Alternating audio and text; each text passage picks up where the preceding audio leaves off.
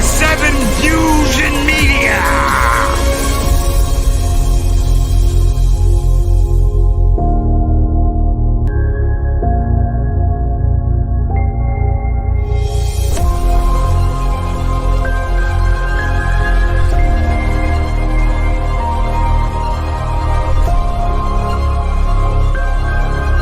Like the fire's Valhalla for Stone Cold Loki!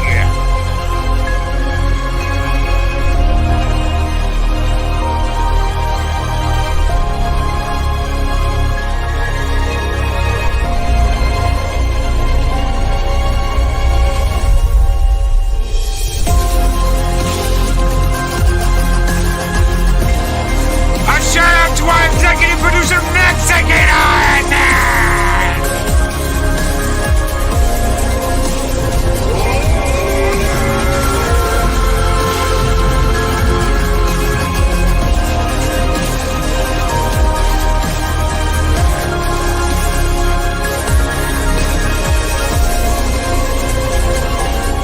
Ladies and gentlemen, welcome back to the Comic Book Roundtable!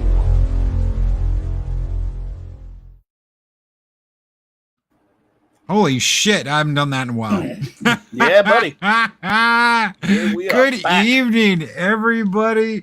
Oh, good evening, and welcome back to the Comic Book Roundtable. 24/7 Fusion is moving, and it was a maybe he could make it, maybe he could not make it situation. And I do not believe he is going to make it tonight, but a big shout out to our friend Yeah, 24/7 buddy. Fusion, 24. who's busting his butt getting settled, guys, and moving at the moment. So we love you, 24. He will be on the show here in the next coming weeks. I don't know if it'll be next week or not, but we're going to get him on here. We're going to get some guests on here too at some point, but for right now, it is just us. We're going to be talking Dark Horse Comics tonight, but before we get to that, greetings, Dean Krantz, Pat S., Hey. Psychodorf 9. How are you doing, buddy? Dave Bob, my brother from another mother, Dave Bob. Yeah. Chris Persia, the Wrench of Wrenches is here. Good evening, Chris. Project Storytime, the Wrenches of Ragnarok are all here. Mark the Infinitely Tired.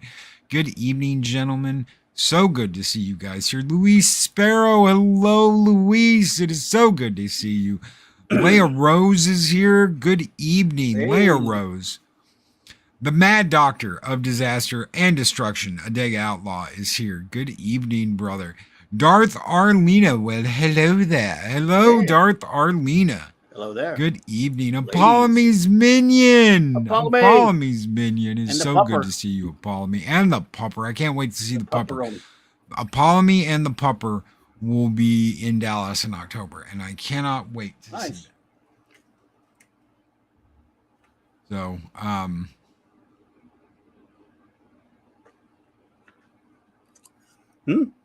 we are going to be talking about Dark Horse Comics tonight, and we are going to have a we are going to have guests tonight. Give me just a second, and let me throw them a link.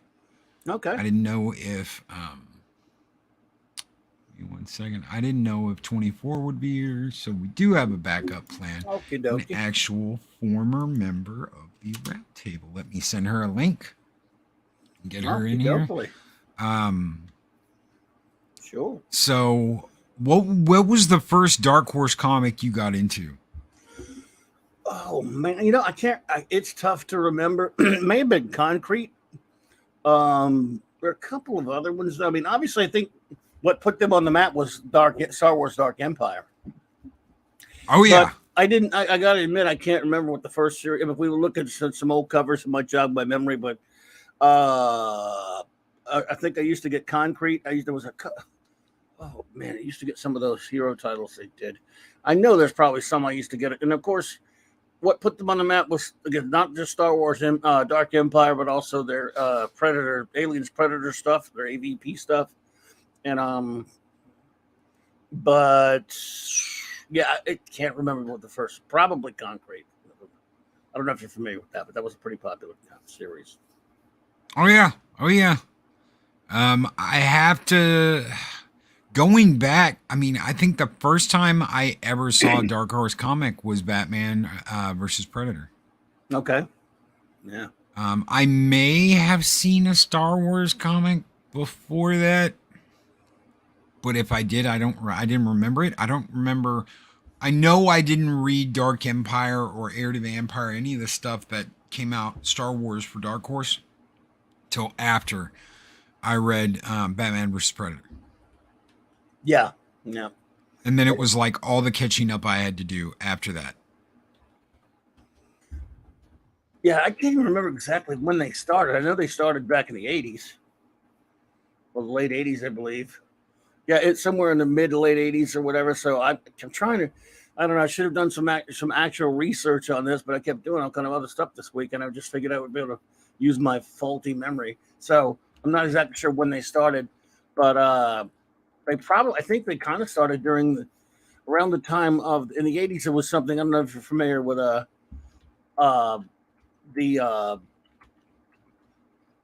black and white glut of comics of the 80s. Yeah. I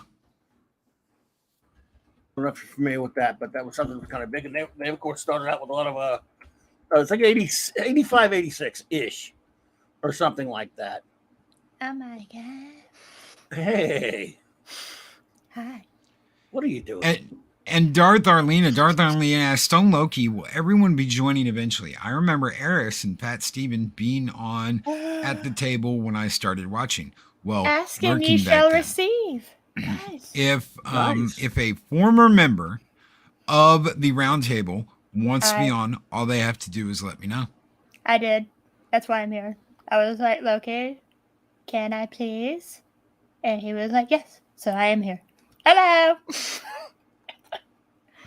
It's weird how that works, you know?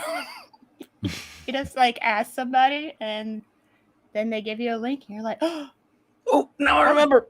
I remember my first Dark Horse book. Now finally, the guy, by the way, Mike Richardson, who owned it, had a comic shop somewhere like in Origin or something. I'm sorry, Eris. I mean, I should have said how rude of me, but it popped in there. I'm sorry I blew up.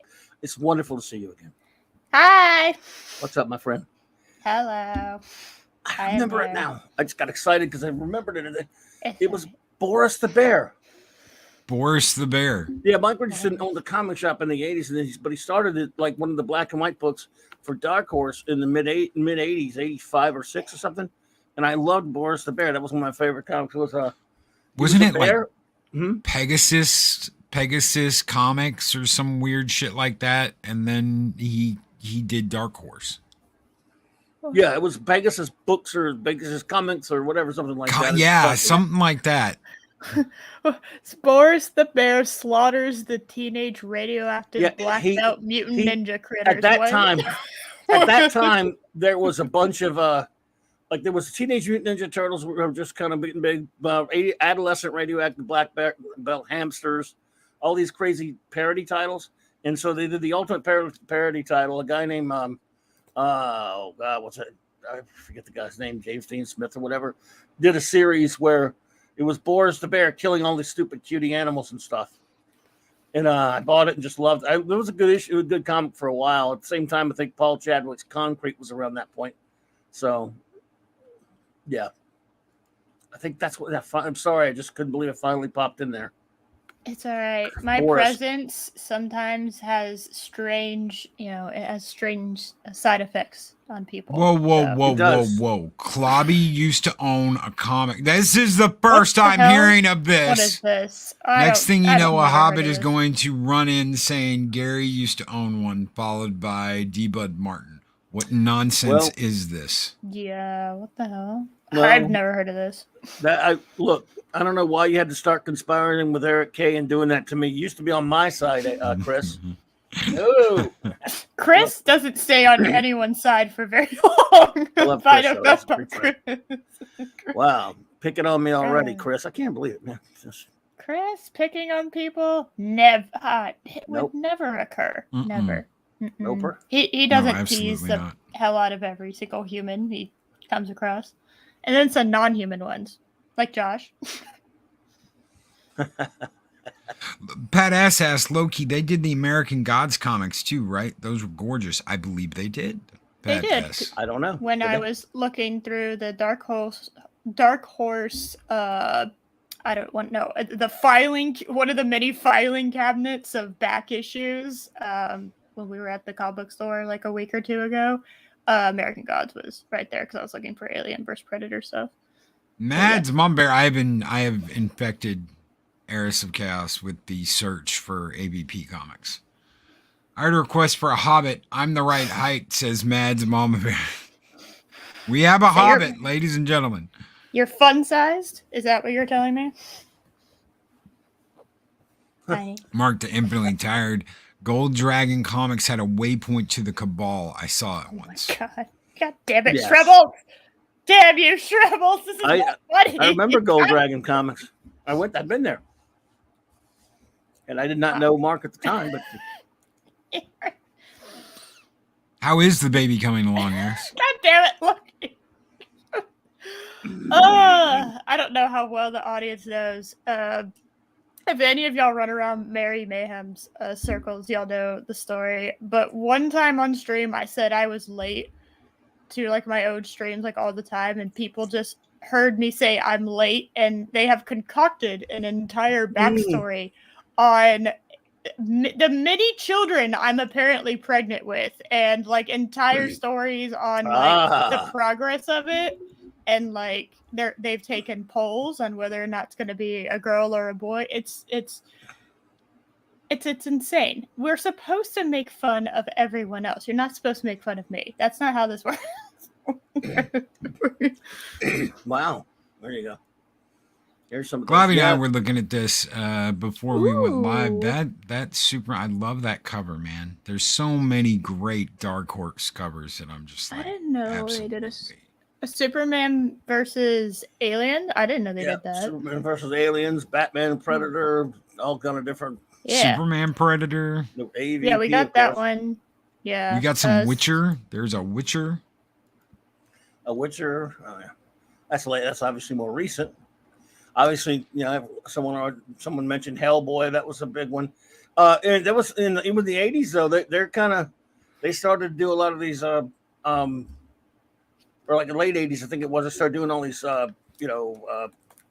movie related stuff, or, media related comics, like not just around 1990 they started Star Wars. Before that they were doing Aliens versus Predator, and they did the Buffy comic, Buffy Vampire Slayer comic, I guess, at some point. And ooh, the Star Wars comics. They did some Star Wars comics for a while. Can't forget Hellboy. Yeah. Well, they did the 1990. I think they brought in Dark Empire. That really, I think, really put them on the map. I mean, they were big. I mean, they were, but I think that's when it really got them way up there.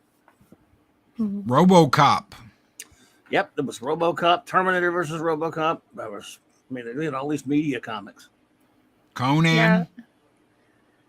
That's all much later. These awesome. I mean, they look great too. And I think wasn't Dark Horse supposed to be a little bit more adult than your average comic book, if I remember? Oh yeah. Yeah, it was darker. Yes. A lot of people said it was the dark side of DC. Yeah, I mean, it was within reason, though. It wasn't like one of your underground comics or an alternate that or anything like that. But yes, they didn't really have kid stuff that much that I know of. Godzilla, gotta love the big green guy. You got Godzilla, Predator, Alien. Yeah, Godzilla. Who the hell is that? Some dude with a gun. Everybody out there knows who that guy is. That is some dude with a gun. That's a dude with a gun. Yeah. Well, hold on. Let me see what Dark Horse comics 11. We'll see, because usually whatever they do this, they actually like. I have to keep muting every now and then some idiot with a lawnmower or something behind my window. It's James Bond. What's that now? James Bond. Weird. Yeah, that's kind of a weird like for people. Godzilla, Alien, Predator, and James City. Bond.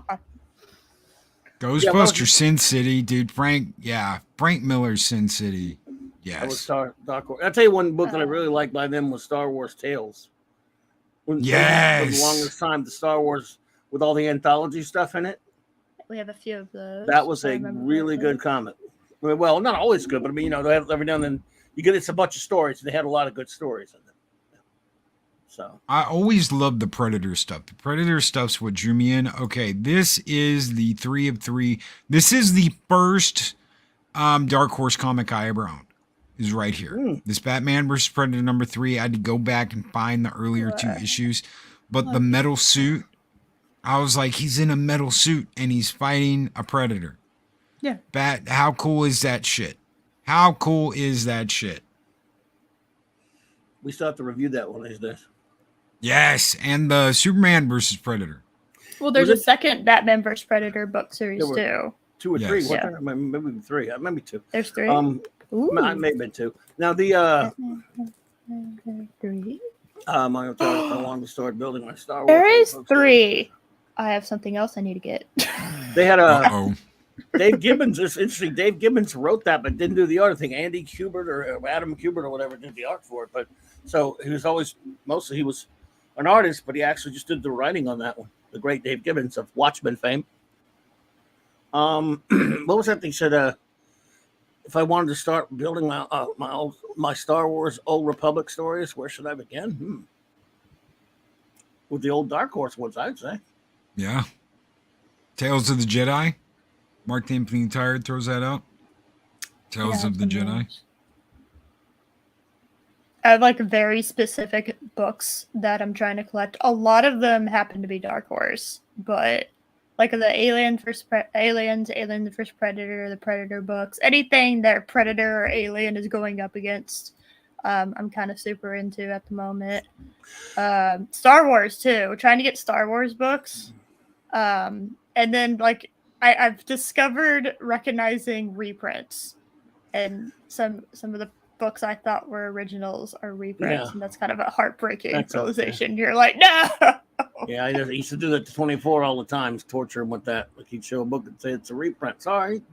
No, there's a diamond, not a square. No. Well, hey, it's you got to know these things. Good to know them. So the Predators fought them all. It's, obviously he fought he fought aliens, then he fought Batman, then he fought Magnus Robot Fighter. He fought Tarzan. He fought what was some of the other was there there was a Predator Tarzan. It was pretty decent. Fascinating. As a Tarzan fan and Edgar Rice Burroughs fan, I like that one. It was fairly interesting. But I'm trying to think of I think there were a couple of others though. Did he fight Judge Dredd or no? Yeah, there was a Predator Judge Dredd, I think. Yeah. There was. I'm pretty sure there was a Predator Judge Dredd. First Predator Dark Horse. Let me see. Everyone's apparently fought this guy. I love this. And again, they did that in conjunction with DC, which was impressive.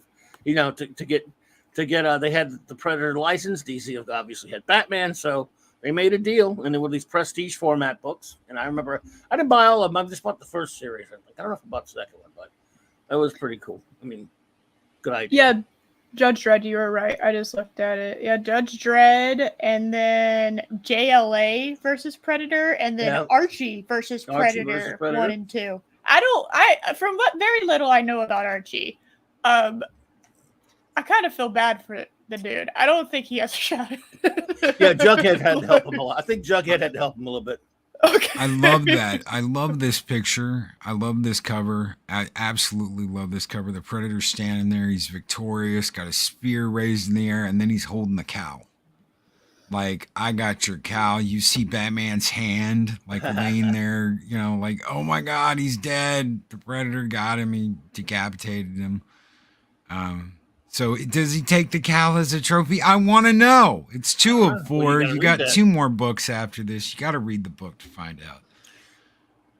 But it's stuff like that drew me in, man. These covers for Dark Horse. This is what drew me in. This is what made me want to pick them up and buy them. Are these covers? I'm trying to remember. I bought the first Batman when I bought Tarzan. I bought Predator versus Magnus Robot Fighter. I don't know how long that lasts. But wasn't there? I think there was a Predator Terminator, or no? Was there a Predator RoboCop? I know there was a Terminator RoboCop that they did. I'd have to check again. This is all from my faulty memory. So, I mean, I'm looking at it. I don't see that necessarily, but then again, I'm on the Wikipedia page, so no, you'd probably list them, the team ups. I think that would be like a cool one to do. Terminator versus. Like I said, they do. I would have loved to Terminator see that as a versus movie. Robocop. You know, like Terminator versus Predator, because like obviously the first Predator movie had Arnold Schwarzenegger. And Arnold Schwarzenegger is the original Terminator. So I don't know. Personally, I think that would have been really fun. But Aliens, Predator. God, look at those colors. We just picked up another one of these. This is we had the second hardback. or third one. Remember back when these all started going on? I remember I forgot. I was at one of my jobs with the field with normies at some place I was working, and one of my friends I used to talk to there all the time was a big science fiction fan, but he wasn't like a super geek or anything, but he loved it. We'd always talk about movies and stuff, and he came to me. He asked me because I mentioned something about Aliens versus Predator comic, and he liked the idea because he liked those movies.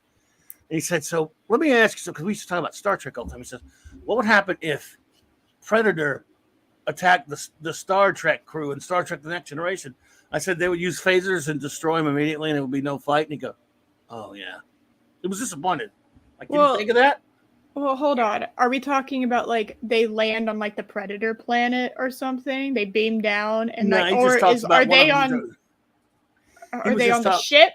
He didn't give me a whole lot. He just wanted to know what would happen if somebody from the 24th century of the Starfleet, basically, were to fight a Predator, and they would just be able to easily disintegrate him. There wouldn't be much of a fight. Now, if they attacked Kirk or something like that, he'd be, a Predator stalking Kirk on some planet, there would be a fight. That would mean Kirk would win, of course. But it just deflated him right there. You have to. I mean, you kind of have to. You can't have Kirk die like in that. Right. But it just deflated him right there. I said, no, did they just use their technologies too much? They just be able to, disintegrate him and be over. Oh, I'm so disappointed. You'd have to put them in like a situation. But their tech would be evolved as much as our tech would have evolved. Now, you would think that their technology would have evolved over time, just like humans' technology has evolved. I mean, if the Predators are stuck with the same tech, 400 years from now, damn, that kind of sucks. Well, we've seen that because they've got this stupid new movie coming up, and also in Predator 2. Remember, they animated that Predators were on Earth during the Revolutionary War. So their technology doesn't seem to have grown that much. I mean, it's up there for sure, but they remember these guys venture out on their own a lot to be their own hunter. So if they go up against a starship with the power of the Enterprise or something, it's just one of them. Anyway, I love that Kirk had a set of Predator armor in his foyer. Anyway, I really just did that to mess with it. I wasn't really giving it any kind of the deep thought. Let's please not give it any deep thought, folks, because it doesn't deserve any. No, but I want to think about it because. Oh God, I wish I had mentioned that to you. Now you're never going to. There's so many different avenues we could go down. Yeah, are they stuck in their same? Okay, I want this. I want this. Deal with other types of alien forces that are so powerful anyway. It was just the fact that this guy who wasn't like a normie and stuff was trying to team them up or trying to do that crossover. I'm like, nah, that crossover's no good. There you go. I've got to find this now in hardback. I have to. The 30th anniversary AVP original comic series. Yes. 30th anniversary hardcover, probably. Yes, nice. I've got to find that. Now that I know that exists, that's going in. Okay, I'm looking up. I'm looking at it. It's like $150 on Amazon. I'll find it on eBay for cheaper than that. Dark Horse presents. So, guys, Pops over at Pops. Sent me a couple of these. He sent me a variety of these Dark Horse Presents with ABP. And I tell you what, man, those covers, it's the covers. The covers look great. The covers look absolutely wonderful. I like it. I really do. I like these covers. Which one, Loki, did we figure out when I was bagging and boarding everything that if you flip it over, it creates like a 4-piece picture image. It was one of the aliens ones, but I can't remember if it was the Alien vs Predator, but it had something to do with aliens. And if you flip all of the it was a set of 4. If you flip them over, it creates a picture. It's really cool. Wow. Oh, I remember that now. $125 for Predator versus Judge Dredd hardback. Wow, sir. Wowzer. That was only like a 2-issue thingy, I believe. I remember right. But I mean, comics are so garbage nowadays. Everyone's true. just like buying up the limited supply of all the good stuff. See, I like that cover. I don't know if I'd like the actual book or not, though. They went crazy with. I mean, it was a big deal, man. AVP books were huge, considering. They were not. And again, that was something at the time because, the big two were the big two. But there were a lot of pretty healthy, or a few healthy independent publishers. A bunch had been gone out of business at this point for oversaturating in that black and white glut I was telling you about. But they survived the black and white glut and was able to start doing color books. Alien versus Predator versus the Terminator. You got to get RoboCop in there, and it'll be a full house. See, there you go. So they did have one. Get cool. get RoboCop in there, and we've got a full house of badassery. I wonder why that wasn't on the list. Huh? Because of the title fools you. I guess it's like throws you off because it's at the bottom of the Terminator part, maybe. Maybe. There's always that. Can you find Tarzan versus Predator? Tarzan versus Predator. It's there. I mean, it exists. Yeah, no, it's real. That's a real thing. And I mean, I wasn't big on the art. I wasn't too big on the art, but I mean, I thought it was, again, I think it was, I don't know who, I can't remember, who did the art. When I see it, I'll remember, but I shall look it up. I will be your neighborhood Googler. Tarzan versus Predator at the Earth's core. I can see what you mean. Tarzan is looking a little mannequin-y. I just wish they had done better with the movies. I really do. I was so disappointed with the AVP movies, both of them. Both of them, the fact that, they're going to be on Earth. What? Yes, the AVP movies will be on Earth. How? No. Well, once you explained to me like what the actual plot was for like the comic book series, I think that's what kind of sparked my interest in getting it, because I like the first one as like a guilty pleasure movie. It's like, no, I acknowledge it's not good. I fully acknowledge it. But much like Moonfall, it's one of those movies I love to watch just because it's fun to me, even with how bad it is.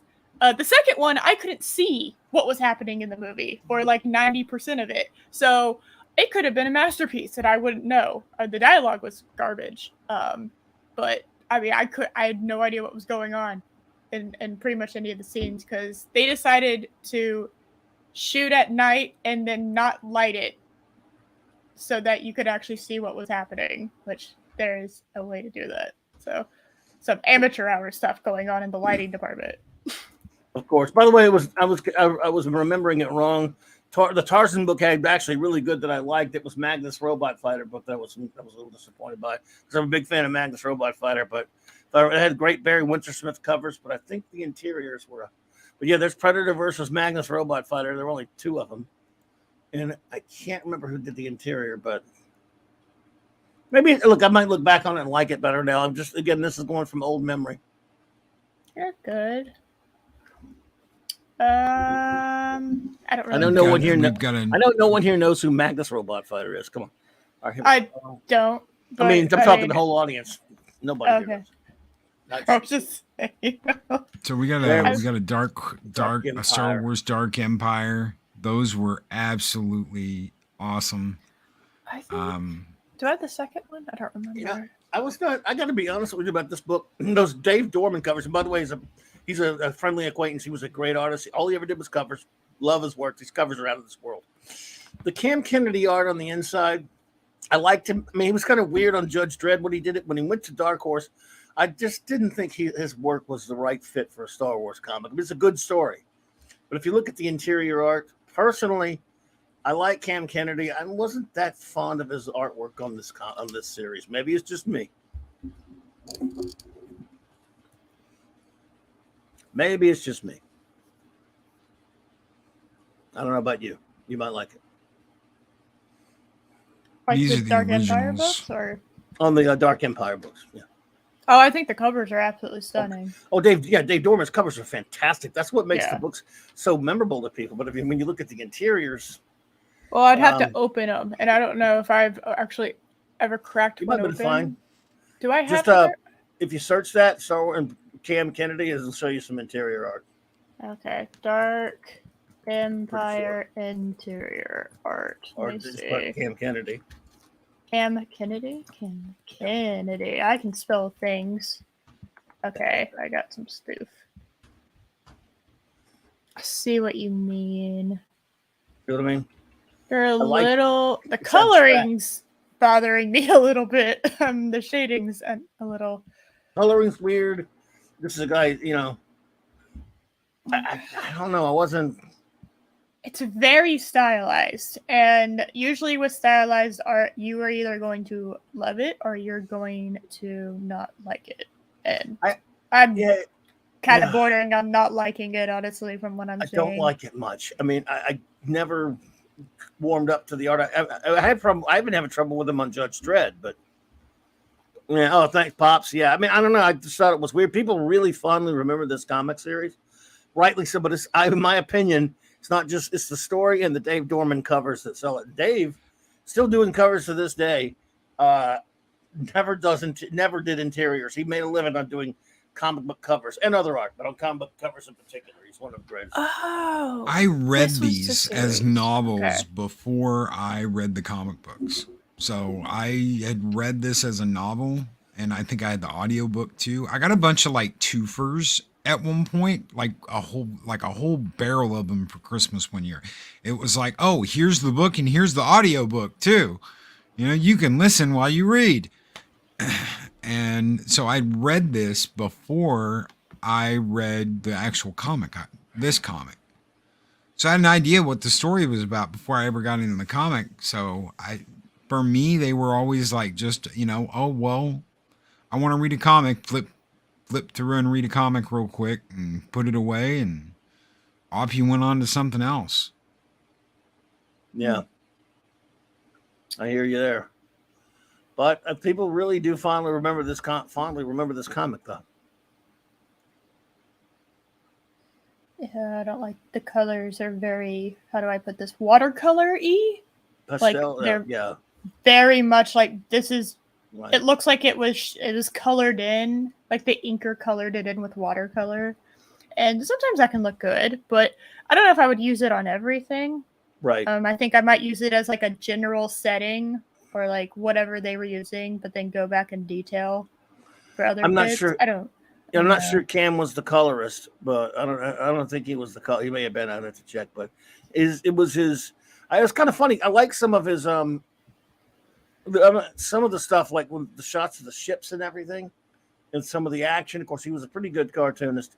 In terms of it just didn't look like a Star Wars comic should look in terms of the characters and stuff. At least for me. But again, that didn't kill the story. Yeah, I would take a good story at this point when it involving Star Wars. When you look at like this Conan cover from Dark Horse, right? This is later though. This is 2000s. Yeah. It's still gritty and dark. Even, you got the sun. It's not like I'm talking dark as in color. I'm talking about like dark as in the idea. This is a dark, foreboding cover. You get into like the Marvel stuff here. Well, like they did. That's just kind of. Before this, though, for a while there, Dark Horse was allowing some really awful looking Conan covers where they let some idiot, I forgot who was it. I don't know if it was Gail Simone, whoever it was. They let some idiots, like some, let's put it to you like this. Conan looked like a little waif, like a little. That's horrible. I'm not going to say much. But there were some covers where like Conan a pussy, was a skinny little rail, like a little wafy looking. It was and I remember seeing it at the comic shop. It was a Dark Horse, and when Dark Horse had the license, and I'm like, because it had just come off of a pretty good one by Kurt Busiek and Kerry Nord, where it looked like Conan. And I'm like, oh, look at this going. This is, and I remember it was announced and everything like this is this new look for Conan for a little while. I'm like, wait a minute, so there's the Kerry Nord one. That was pretty good. But wait a minute, Conan's skinny. I mean, he's rail skinny. He's got this girl hair. I thought it was a girl, in fact. I'm like, that's not Conan. See, look, there's that's not supposed to be huge, right? That's terrible right there. But I mean, yeah, he's supposed to be huge. Well, even that, if you look at this, he's just over the shoulder. That's Conan. That's the Conan we all know. Should be huge, but at least the one on the Carrie Nord one where he was ripped but not huge was something. I'm talking about he looked like a woman. That's what I'm trying to get at in a nice way. Which Conan book? It was a Dark Horse run. I can't remember. It was around that time before they lost the license. And then later they went back to making him look like Conan again. But I'll never forget they were making a big deal out of it. And looks like he's 16. Yeah, kind of. But then when Conan was 16, he was a big dude probably. Yeah, he's a barbarian, not a vegan. That was a short time now. At least, usually Conan gets treated right. The Marvel started screwing him up. Now they don't own it anymore. And now there's a book called The Sumerian. Now you can do a Conan book as long as you don't put Conan on the cover. Anyone could do one. That's Conan. Yeah. Whether you like the art or not, that's how big he is. Yes, yeah. Yeah, I mean, he is supposed to be really, really. It's like the best part of Ben Affleck's Batman is he's actually like gigantic, which is you're supposed to be like ripped in muscle. And that's like these characters that are actually supposed to be ripped. They need to look ripped. Certainly is. Yeah. I've got a couple of the original screenplay comics, like Alien 3, and I know there's another one we got. You got that? I didn't even know they did the Alien. This is a 20th Century Fox uncovered Alien, the original screenplay, Dark Horse comic by Dan O'Bannon. Nice. I didn't even know they did that. Well, let me look at it. I have so many tabs open Always learning something new. Jesus Christ. It's like the result of me deciding to be on this stream is me spending like $400 in comics. Oh my. That is Monkey a true statement there, Monkey. Conan was created by a Texan, not a pussy from Austin. If you want to see a great movie about that Texan, go watch The Whole Wide World. I highly recommend it. Now we're getting a 300-pound brunette Red Sonja. How is she Red Sonja if she's not a redhead? Maybe because the show's made by communists? Isn't it like...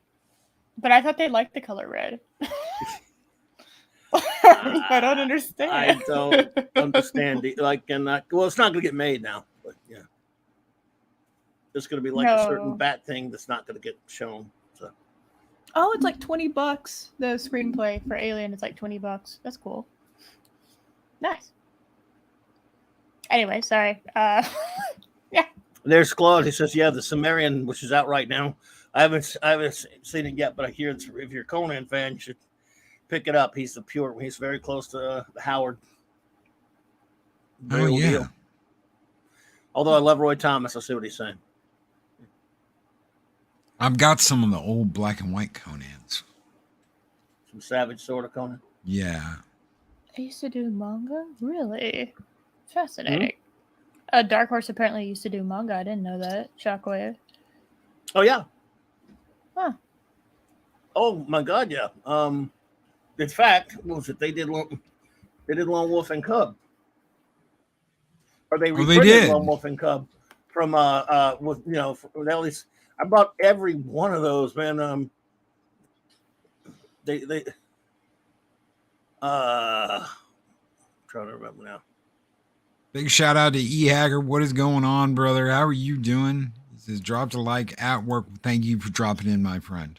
Comic Book Roundtable is back. Hi. Right. Sumerian is kind of hard to find, though. I'm missing a few. What is... I didn't spell that. I think I accidentally spelled... That was closer to cinnamon than it was Sumerian. But they reprinted manga, some other mangas as well, but in particular Lone Wolf and Cub. They had these they were made a big deal about all these Frank Miller covers. But man, I bought. Oh man, they were very nice prestige formats. And since have done big books on them and stuff, but they had these real nice prestige format. Like at the time, it was $4.95 or $5.95, whatever. It's their omnibuses and stuff now. But I remember buying every month that would come out for him. Man, I loved Lone Wolf and Cub. Obviously, there were reprints of manga, and Frank Miller did some nice covers for them. Good stuff. Holy crappy, they got an omnibuys, tons and tons of. Oh yes, oh yes. I love me some omnibus. So we got one more topic for tonight, and we have one more little special way we're going to end the show for all those loyal comic book roundtable fans out there. You know exactly what we're talking about. But I did want to bring this up. Apparently, the Batgirl movie and the Flash are on indefinite hold. Just the Batgirl movie. Well, that's what some people have said. I've also heard that they've got they're gonna be redoing part of the Flash movie, so it's on hold. They're gonna hold it back even longer because of the situation they're in, which is, I mean, just absolutely crazy. Just burn the negatives and start over, guys. Honestly, I don't see. If they're trying to delay it so that people who have, like, you know, the internet memory, which is basically like 2 days, forget what Ezra Miller did, it's like, I'm pretty sure he would be arrested if he, like, walked out on a red carpet event, right? Because he, like, has a warrant out for his arrest right now. Yeah, well, maybe that's why they're struggling with it. I'm pretty sure there's a warrant out for his arrest. Yeah. Did he show up at work on the set though? Didn't he show up on the set or something? I don't know. Maybe not. I thought someone said that yesterday. Well, I wouldn't be shocked if Hollywood wouldn't, like, let somebody be arrested, because God, like, if everyone in Hollywood got arrested for the crimes they've actually committed, then there would be nobody in Hollywood. So Kimi Maru asks, for someone who hasn't really read a lot of comic books, does anyone have any good advice on a starting point? Yeah, but you have to, much like if you were trying to sell somebody a car, you would establish their needs. You have to establish, you know, what kind of things that interest them, because there's something for everyone. But you got to know what you know. You could name a bunch of great stuff to them, but what appeals to them? Are they someone that might go for the superhero genre? Will they like manga? Would they be into you know, humor books or horror books, or you know you kind of got to know that a little bit about the person. But yes, where's a good start? I mean, my God, that's the thing. If you haven't read them and you're open to reading some great stuff, you've got a universe full of stuff, of great stuff. Well, also, something I would just go ahead and advise is, because we live in the age of the internet, for better or for worse, I would think of, I would do exactly that. Look up things that you are interested. So, like, if you like Superman, or, I don't know, Predator or something, like, go on and see if you can read any, like, excerpts from some comic books and see if they catch your fancy, and then, like, go hunt them down. Or just go to your local comic book shop and just kind of, like, take a chunk out of your day and just, like, spend some time there to get to know what's going on. Yeah, comic book shop should never be a rush. You should never rush through a comic book shop. Always make sure you've got, you know, a couple of hours to doodle around and look at what you want to, and see what they've got. There are things in my comic book shop I didn't even know were there that I've been to a dozen times. And it's like, do you have one of these? And they'll go over and they'll open up a cabinet somewhere. I'm like, holy shit, there's all these graphic novels here. I thought all your graphic novels were over there. And they'll be like, no, we keep some here. We also keep some in the back. And I'm like, well, crap. I didn't even know that. I didn't even know there were like little hidey holes around the shop that they hide shit in. So anything you can imagine.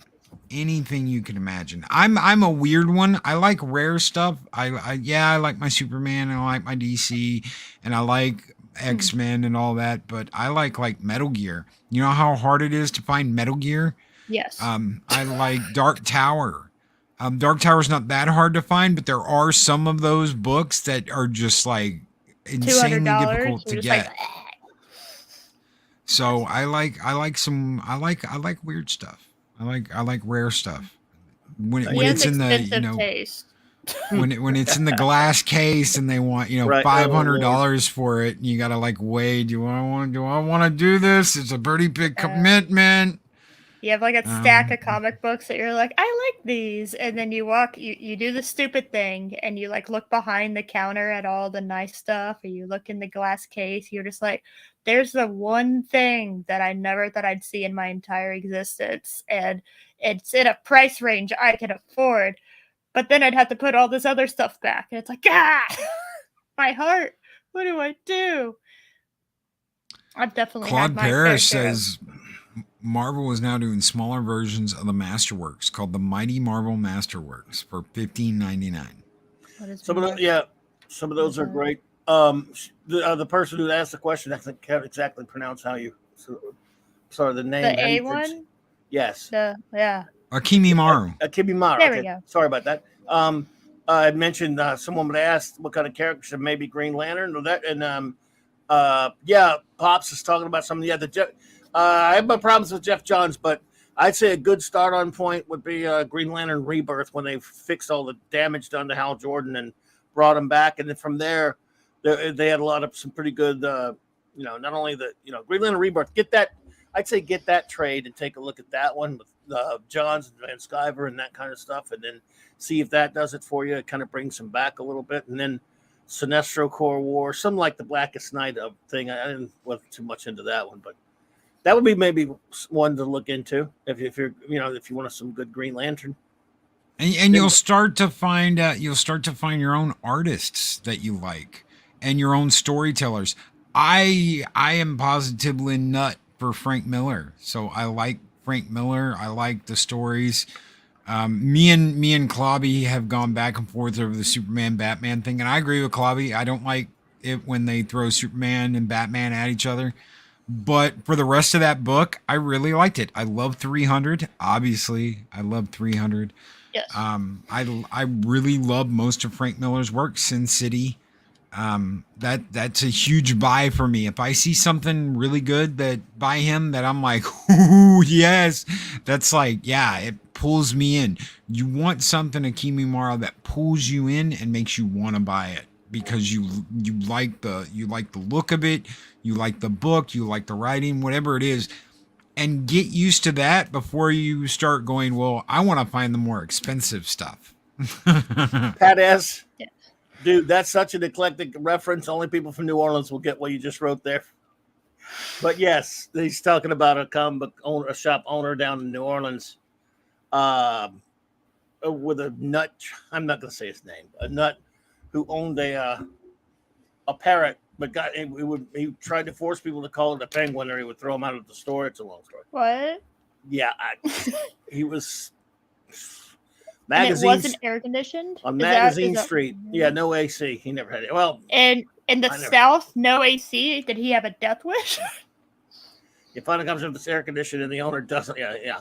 Well, I think he did have it sometimes, but no, most of the time he didn't. But he was. Pat S. Yeah, I know you're talking about. I know him. He didn't go. It didn't go well for him. But it was down there for many years in the 70s and 80s. Magazine Street. Claude remembers him too. But that's a pretty eclectic reference. But yes, find you a comic shop that's nice. Well, I gotta tell you, so there's nothing in the world like going hitting comic shops in the big cities or even some of the small outsider ones. I mean, we don't have any good ones here, but I love going to the bigger comic shops, especially the ones that I'm not talking about ones in these little outlet mall, in these little strip malls. I'm talking about the ones in out of the way locations and stuff like that, where they have tons of just back issues and bargain bins and cheap trades and stuff like that. And yes, Guagnar, the DC Universe Stories of Alan Moore. That's great. That is a great trade paperback. It's got that collects some of Alan Moore's smaller work. In other words, his backup works, not like like short stories and stuff, compilations of stuff he did for DC for a while. That is a great trade paperback. No AC, no me. Yeah. What about the stories of Alan Moore, Bobby? Well, I'm I'm an Alan Moore fanatic. I love Swamp Thing run. his Marvel Man / Miracle Man run, V for Vendetta, and of course Watchmen. Yeah. Batman: The Killing Joke is of course one of his most favorite books. That's controversial. Some don't like it, but that trade that he's referring to is one where he did a lot of he did some before he did some of those comics I'm talking about. He did some back. Okay, did a couple of really great small short stories and Tales of Green Lantern Corps backups. He did a couple of Superman stories. He did like some smaller stories that weren't like big series like Watchmen or his long run on Swamp Thing. Also, he did some great comics that I highly recommend for 2000 AD, like The Ballad of Halo Jones and DR and Quinch, a totally awesome guide to life. Alan Moore's Twisted Times, and of course, but again, if you can find Alan Moore's Swamp Thing run, man, it's just phenomenal. He was, in my opinion, the most brilliant writer of his time, and so many people copied him. Hey, Shockwave, I still might miss the versions of Biloxi. I remember her, the lady that with the diversions. Well, we may have bumped into each other at some point. I went there a lot. I mean, to see a lot of people from my neck of the woods down here. Nice. Yeah, like Mark. Oh my. No, we had a small little shop where I grew up, and it was called was comics and games. They sold Magic, they sold D&D, they sold Vampire the Masquerade, and they sold comics, and that's all they sold was RP D&D like games, board games, card games, and comic books. And it was a little rinky-dink shop. It was they didn't trade anything. They didn't take anything in. There was no back and forth trading. There was just, we're selling. This is what we're selling. If we don't have it, go somewhere else. Yeah, exactly. But still, you can find some good stuff at shops sometimes. You know, again, I love the quarter. Well, there used to be quarter boxes. They became dollar boxes now, I guess. I love it. Yeah. Man, Clobby, you gotta get over here so that we can take you to our local comic store. I think you're gonna spend like an entire day there. I love it. Oh, that's what. Look, I haven't been able to do that in so long. I would love to go there and hit that shop. And they have pizza. And they have pizza in the store. Pizza at a comic shop. That's something I've never experienced. I gotta have it.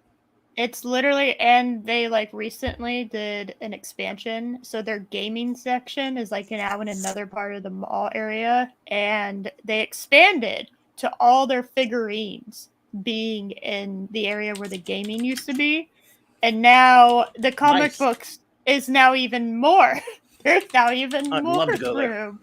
It is insane. I love the shop to death. And the lady that runs it, I swear, man, that woman, every time you think you're going to walk out without like getting anything or, she is the best. And I love her. I absolutely love this woman. This is it. This is Space Cadet Comics. It takes up like half the mini mall. It's huge. And it doesn't show you the entire store because there's more like behind there. But that is my happy place, a comic shop. This right here. Oh, hold on. I would never want to own one again or even run one again, but I love going to them. This is like my area because the filing cabinets. This is my area because almost all the graphic novels are up on the wall. So anything graphic novel new that has come out, all of this. So this is like my immediate area to go to. Some people like go and want to search the signature bin.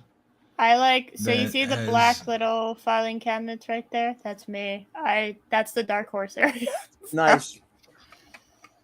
So when you walk in, this is in the behind the glass stuff, and God, I want all the Thundercat stuff right here. It's just I want it all. All the Thundercat stuff that's absolutely too expensive. That's like $1,000 they want for all of that, and I'm like, but they're in pristine, perfect condition. Like, God, no, we're not spending $1,000 on a lunchbox and a tank. They've got the alien. I mentioned this the other day. Yeah. The fact that they have one of the aliens from God, it's not Star Quest. That's Galaxy the Quest now. This is the alien from Galaxy Quest. The giant meal. We are Thermians and we need your help. Oh, the Thermians. Yeah, it's one of the Thermians from Galaxy Quest. That's not on sale. I think clearly somebody made it. So. Yeah, yes. Yeah, that. I can speak Thermian. You didn't know that. No spinner rack? Oh, sweetheart, we haven't even started to show you. I want a spinner rack. We haven't even started to show you the store. This is what used to be inside. This whole area is now here. Pops. Poo-poo and pops. Well, every store has pops now. I know. I'm just being silly. You're right. Sometimes they have good pops. Sometimes they have good stuff. That's at the not new stuff. Often enough. New comics, poo-poo on that. Batlift. I got a Batlift. I've got one of those already, so I don't need it. It's $200, I think. Wow. Yes. So, you can actually like turn around. So like if you click the one up, like a couple, you can actually like turn it around. Okay, so this is what I was talking about.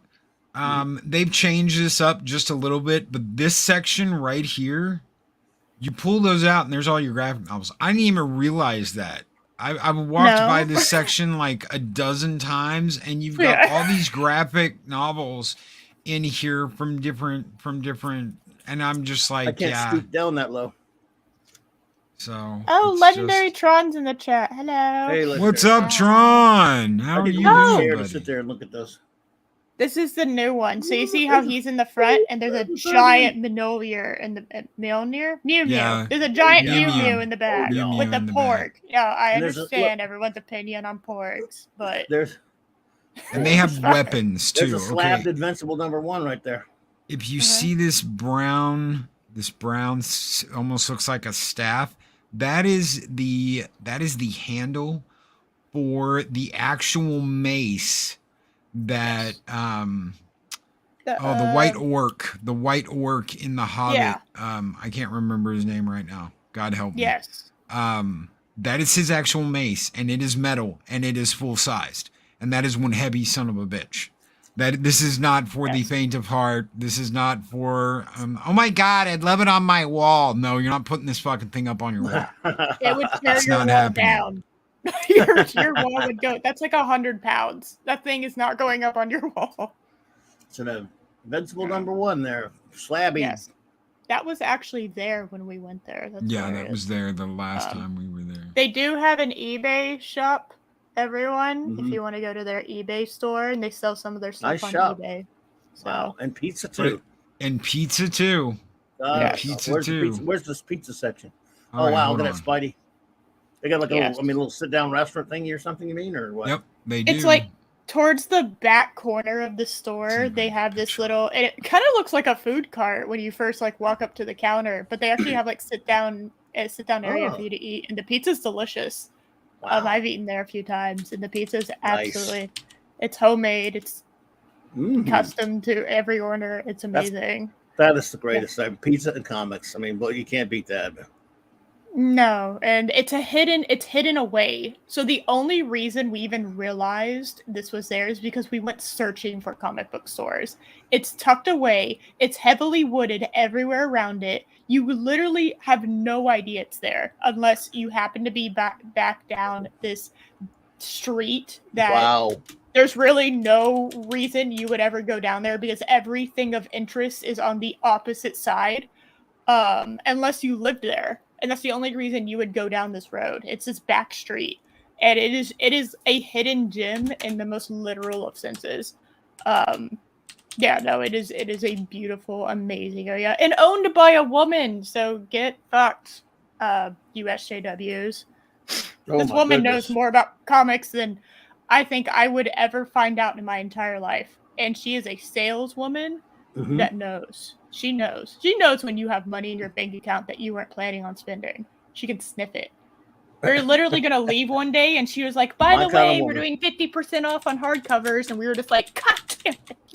Yeah. Oh, God, I can't pass that up. A stack of Dark Tower hardbacks. Wow. I was just like, I can't. They're $25 a piece, $12.50. No. That sounds like very nice. I just want to make a trip over there. It's not that far. Yeah. No, dude, come over here. You can sleep I'm on on our my couch, way. and we can I don't just want to break your spend the whole couch. day. You're You're not going to break the couch. It's on the floor. I guess on the floor. I guess so. I can sleep at the pizza. I can sleep in the comic shop actually. Yeah, you know what? That's fair. We'll get you that giant porg for you to cuddle with, and you can sleep there. I love it. The only reason you should have a giant porg. I'm trying to pull up a picture of this damn pizza part of it, but I cannot. It's Martini's. It's Marini's. Yes. And yeah. Atlanta has some pretty nice shops. Nothing like that, but that has some pretty good ones we used to go to every year when we go to Dragon Con. And back when I still bought current comics, of course it was a long time ago. They had this shop there called Oxford Comics that it's on a stilt house, kind of weird on a stilt house type thing. And it's just remarkable in the sense that it's nothing like eclectic like you're looking at here, but it's got a lot of stuff. And the thing is, they carried every single title published. I mean, almost every single thing. If you missed it, and the thing is, they had this one wall of comics for all the new stuff. And so let's say you missed a comic 5 months ago. You're going, well, I'm going to Dragon Con in September. I'll just go get it over there because it will be there. And it won't be in bag and boarded. It'll be sitting, like 5 months deep in the stack of the new stuff, of the current stuff. Almost in every time I would miss an issue or something, I wanted to try something, I could go get it there. I could just wait to go to Dragon Con. And also, of course, they have every damn title, everything, and of course, every statue, which I couldn't afford, every toy, every trade paperback. Again, they weren't cheap all the time, but man, when I just getting the new stuff or getting current stuff that you couldn't find everywhere, they were really good about that. Some people go to MLB stadiums. Clobberin goes to comic shop. That's right. That is right, sir. Yes. Of course, one time I took a vacation to the Superman Museum in Metropolis, Illinois. But what was that like? I've heard that you've got to go. If you were a Superman fan, you've got to go. I think you do. Back in 2015, because again, up until about 2016, for like almost 20-something years straight, I went to Dragon Con every year, Labor Day weekend. And I just decided to leave a week early, and I rented a car and drove all the way up to Metropolis, Illinois. And just so happened some friends who were going to a different event on the other side happened to be going at the same time. So we all met up there. It was burning hot that day. It's on a regular weekday, like a Tuesday or something. And because they have a big Superman an event there in June, that's a Superman celebration. But this is just an everyday business day.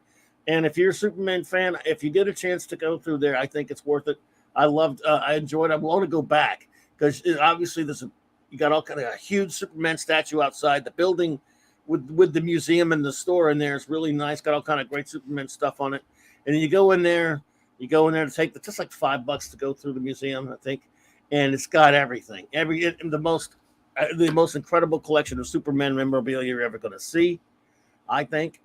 And but I'll tell you this: Metropolis is no Metropolis. It's not even a Smallville. It's not even that big. The downtown area is pretty. It'll fool you, but the rest of Metropolis ain't no Metropolis. I don't know why it's called Metropolis. I do not think that.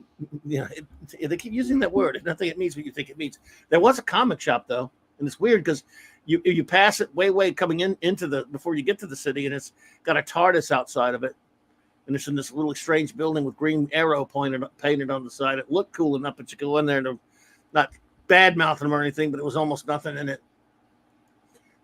Aside from the Harris Casino, which are where I stayed that night, there's nothing really in Metropolis other than the downtown and the Superman Museum, and a few shops. Although when you're going into Metropolis, either side you'll see big old signs saying "Welcome to Metropolis, the home of Superman," which is cool.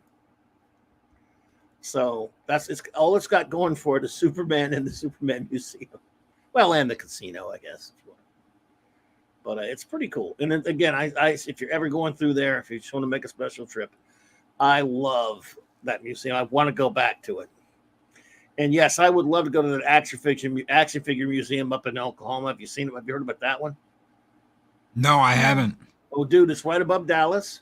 If you could look at pictures of it, they show pictures online. I mean, it's got every damn toy ever, seems like ever existed in terms of action figures and different toys. Man, I've got to go. You got to take a look at that. You got to find the pictures of that if you could. and take a look, man. They're incredible. They had a really cool Star Trek toy museum in Branson, believe it or not. That was really, really cool. That had a bunch of Star Trek stuff in it. I don't know if it's still there or not, but it was absolutely awesome. It was like a Star Trek toy museum. Really? I'm trying to just Star Trek, huh? Just Star Trek. I now am hungry and I want pizza. And there was a there was a damn hippie store next to it too, and the chick like sold used clothes and burned incense and smoked pot all day. I guess I was about to say, I was like, used clothes doesn't used clothes, incense, and yeah, next door. Take a look at this action figure museum. In Oklahoma, and it's right above Dallas. It's got a lot more than action figures, but yeah, I mean, it's insane how much stuff they got at this place. I think they're finally open for business again. I'd have to check, because back when I first heard about the same a year or two ago, it was That looks like Gary's office. Yeah. I mean, it's just. And Branson did have a wax museum. They've got a couple wax museums. They got Madame Tussauds, and they've got Ripley's, and there's another one that's not connected to either one of those. This is Chickasaw, I guess. Chickasaw, Oklahoma. Chickasaw, yeah. Oh yeah, I used to work right by there. So yeah, that's crazy. Pretty good looking stuff. I mean, it's got it all. Chickasaw and Choctaw, y'all. I'd like to make a trip up there. Just go in there one day and walk around. I mean, it's big too. It's huge. That's a lot bigger than the Superman Museum. But Superman Museum's also got this little store. You know, you could buy all kind of cool stuff in it. So I'd love to go there again. And this place I'd love to go to this place. And yes, I got to go to the Robert E. Howard Museum, which is in Cross Plains, Texas, at the house he lived in before he, what he did to himself. And, Oklahoma ain't right above Dallas. I mean, it is above Dallas. Well, a little Clobby, ways, huh? if you ever decide to take a trip there, brother, call me. I will do it with you. Hell yeah. I will call me too. Will Eris be allowed to go though? Because girls. Will I be allowed? Loki, will you allow me to leave our house? Girls don't like that sort of thing. Yeah, girls don't like to look at action figures. Yeah, this one does though. This one does though. I definitely am not the reason why everything is displayed the way it is. That's exactly right. Only guys like this stuff. Speaking of a giant alien head. Speaking of displayed, we are going to move into the last part of the comic book roundtable, and this will be short. It won't be that long. We only got a couple pictures here. I forgot one of my favorites. A resurrection. What you've been waiting for, folks. Of the middle gaze. So. It's a women. Oh my God, that is the chat. What are you doing? This is what? That's the chat. Hey, that's Eris. Look. Really? What'd you post for that? It's me, blonde. What did I do? Yeah, where'd you get the blonde wig? I bleached my hair. This is the male gaze, ladies and gentlemen. Welcome back to the male gaze. I don't know why it was showing the chat. Yeah, I don't know. Look at Iron Caster. What's up, Iron Caster? I'm at the really? Showing the chat. Yeah. Showing the chat. Yeah. What are you doing? That's so weird. I went to change the picture. Are you serious? You're screwing with me, right?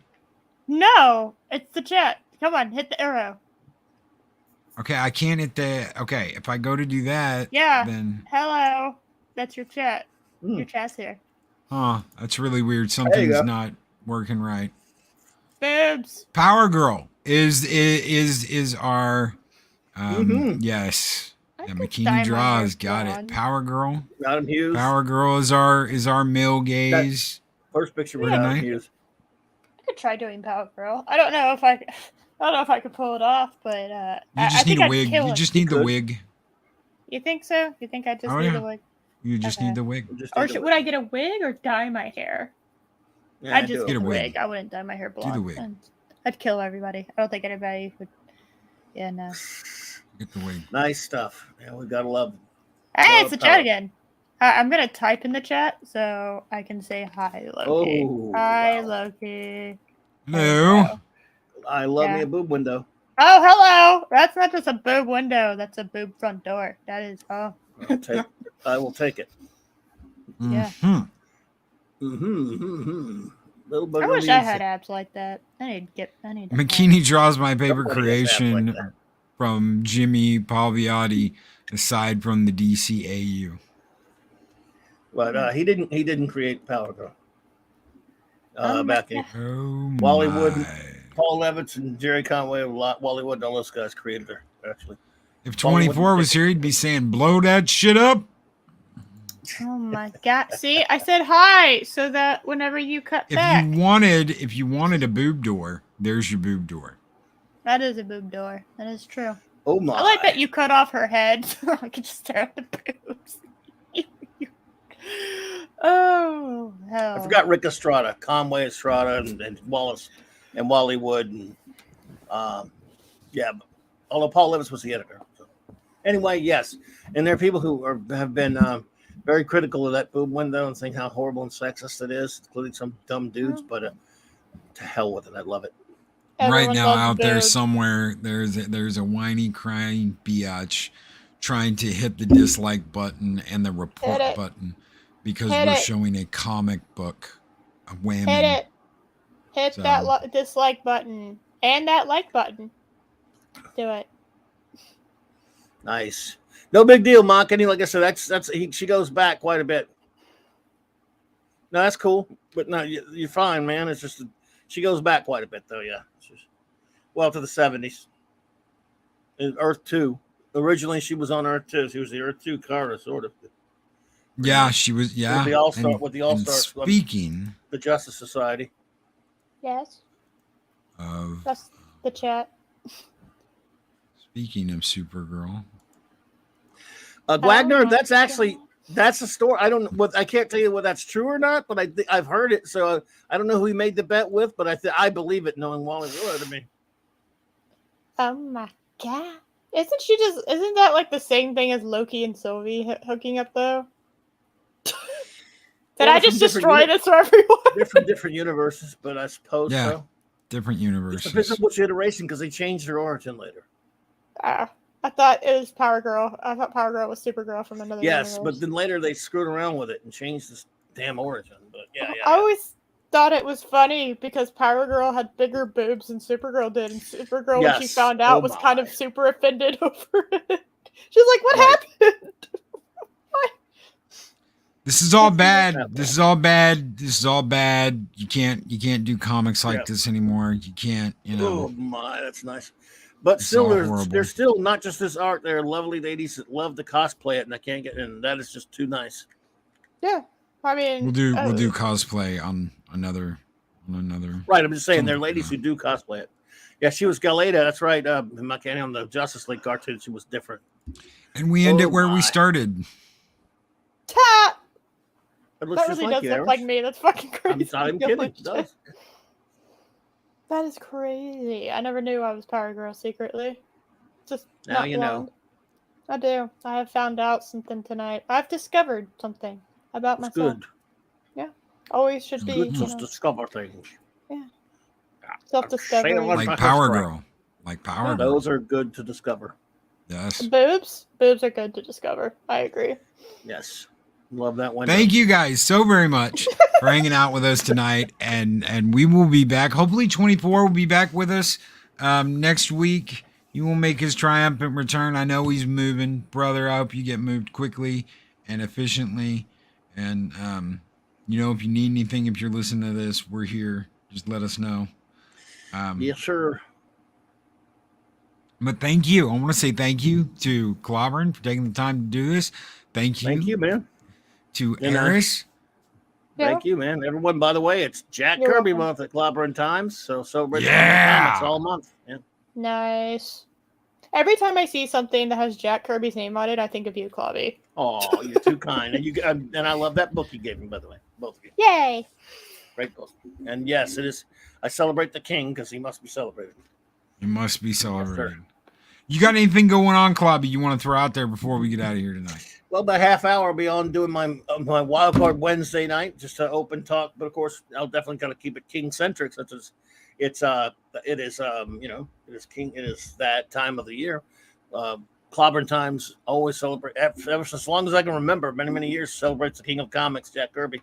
And then tomorrow night, Raquel and Mark join me for my Clobby's Clubhouse, and then actually I'm on Nick's show on Friday nights, his comic shop show. We're reviewing Nova from the 70s. We're reviewing that comic on there with Ironcaster and some other fellas. And then and D-Bud and other fellas and Pablo, they join us. And then, of course, Saturday night Star Trek. Continuing our ongoing mission of reviewing all of Trek. We're now just getting started the past couple of weeks. Have gotten started on Deep Space Nine, and we're really enjoying it. So, and it's 9 p.m. Central Clobby time on all those. Hell yeah, brother. 9 p.m. Central Standard Time, guys. Oh, yeah. Thank you, bud. Psychonorm 9 later, Tater. Guys, have a great one. Be excellent to each other. Always speak friend to what's going on. What if I had things going on? What if I you don't have anything going on. Loki? Oh, my. What the fuck? What the fuck, Loki? I might have something going on this Saturday. Okay. Then what do you have going on? I have no idea what I'm doing Saturday. Exactly. If I'm doing anything on Saturday. But I might have something going on Saturday. So, meh. You do. Later, everybody. Good night. Have a good one. He's so mean. Be excellent to each other.